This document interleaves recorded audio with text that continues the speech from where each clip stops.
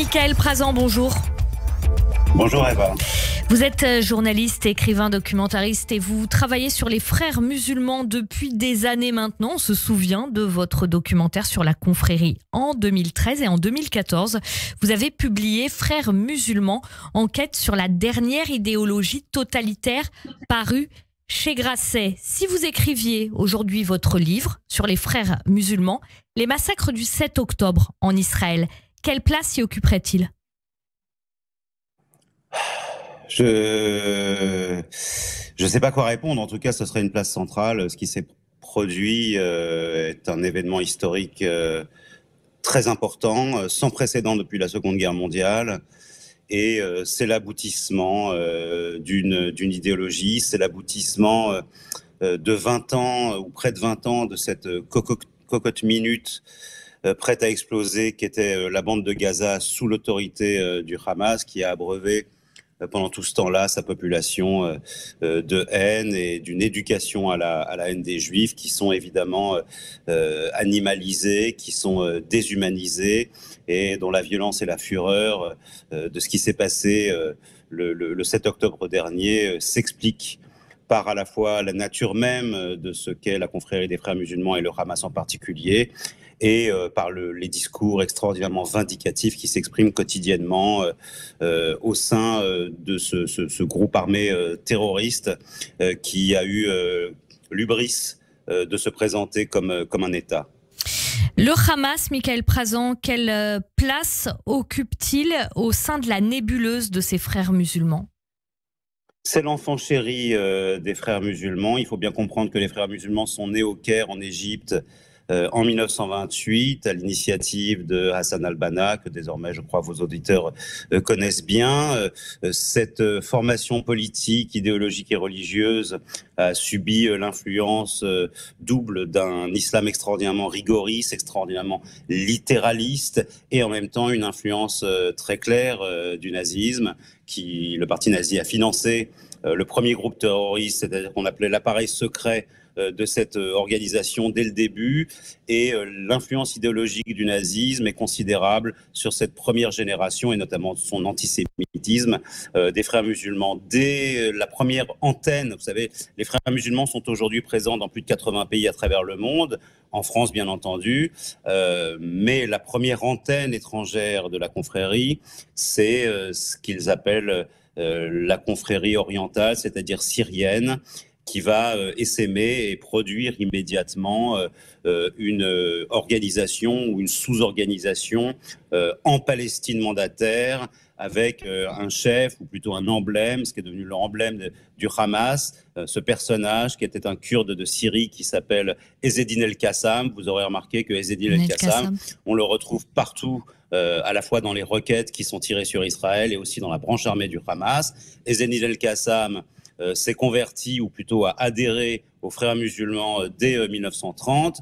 Il luttait contre différents colonialismes. C'est l'une des vocations de la confrérie initialement dès sa création, c'est-à-dire le colonialisme ou les forces armées britanniques et françaises du côté libanais.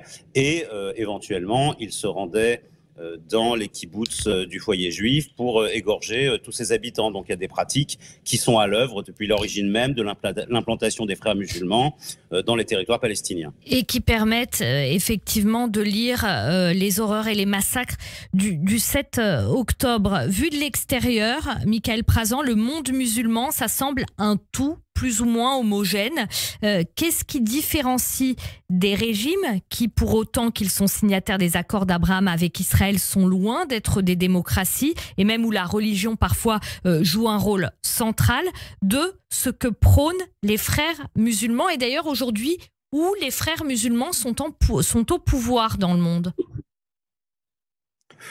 Les frères musulmans ont gagné le pouvoir dans un certain nombre de pays dans la foulée des révolutions arabes de 2011-2012. Il ne vous aura pas échappé qu'ils ont pris le pouvoir brièvement avant d'être renversés en Égypte. Ils avaient conquis le Parlement et la présidence de la République.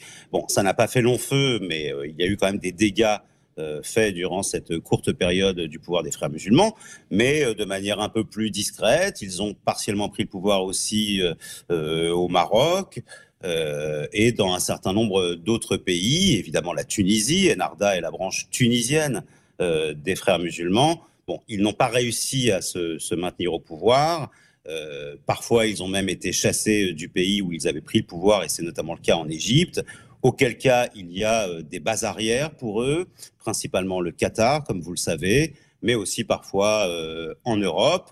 Et d'une certaine manière, ils ont, délégué le combat, et pour le coup, un combat armé, entre guillemets, au Hamas, qui est, la tête de proue, qui est l'avant-garde de l'objectif même des frères musulmans, qui est la reconstitution d'un califat islamique à moyen terme, avant, à très long terme, l'islamisation du monde. Et évidemment, alors, dans ce contexte... Justement, Michael Prazan, c'est intéressant ce que vous dites, parce qu'il y a eu quelque chose, un coup à trois bandes, comme au billard. Il y a les massacres du 7 octobre, et ce que les massacres du 7 octobre provoquent partout dans le monde, c'est-à-dire un déchaînement antisémite, un décapsulage total, une désinhibition de l'antisémitisme. Ça, les frères musulmans, le Hamas, quand ils font cet attentat, les têtes pensantes, est-ce qu'ils pensent aussi à ça, puisque vous avez parlé d'internationalisation?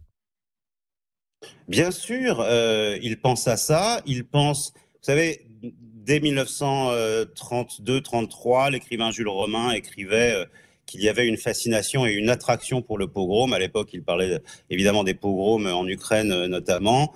Donc il y a une contagion du pogrom, ça c'est un fait historique qui a été dénoncé depuis très longtemps et qui est évidemment pour nous parfaitement inexplicable. Mais enfin c'est une donnée, et c'est une donnée qui a été évidemment amplifiée par les campagnes de propagande menées durant tout le temps où ils étaient au pouvoir, par Daesh notamment. Il n'était pas évident de penser que une image de décapitation, eh bien, celui qui la regardait, qui était déjà imprégné plus ou moins de cette idéologie, s'identifierait non pas avec la victime, mais avec le bourreau. Et dans un espace géographique où Israël et les Juifs sont à ce point détestés, eh bien, c'est ce qui s'est produit par la première vague de propagande menée par le Hamas, c'est-à-dire la diffusion des images atroces des massacres qu'ils ont commis le 7 octobre. Et c'est la première flamme qui a été porté à cet environnement extrêmement inflammable qu'est le Moyen-Orient et le monde arabe, et qui n'est pas d'ailleurs que le Moyen-Orient et le monde arabe. On a bien vu que les actes antisémites ont débuté en France et dans des pays occidentaux dès le 7 octobre, c'est-à-dire avant même la réplique de Tsahal à Gaza. Michael Prazan, on entend souvent actuellement un lien d'équivalence entre le Hamas et le nazisme. Vous avez fait des documentaires sur les frères musulmans. Vous avez aussi travaillé sur le nazisme. D'après vous, ce lien d'équivalence, il vaut ou il ne vaut pas?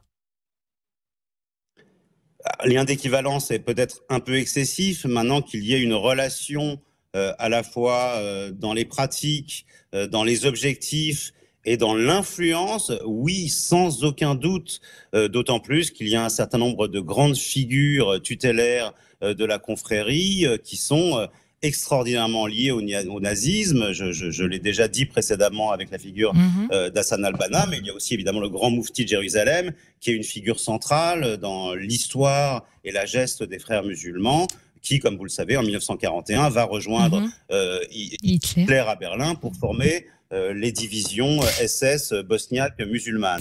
Donc les liens sont partout. J'ajouterai une petite chose, c'est que vous savez, la première génération des frères musulmans, elle se trouve principalement en Iran et en Égypte. Alors bon, c'est une situation un peu compliquée parce que l'Iran est chiite. Je n'ai pas le temps d'y revenir là. Non, mais ce sont deux pays neutres pendant la guerre. Et évidemment, le parti nazi les a, abreuvés d'un antisémitisme extrêmement violent et meurtrier. Et on y reviendra bien évidemment avec vous. Merci beaucoup Michael Prazan, journaliste, écrivain, documentariste. En 2014 notamment, vous avez publié Frères musulmans, enquête sur la dernière idéologie totalitaire, paru chez Grasset. Bonne journée à vous. Le Grand Journal.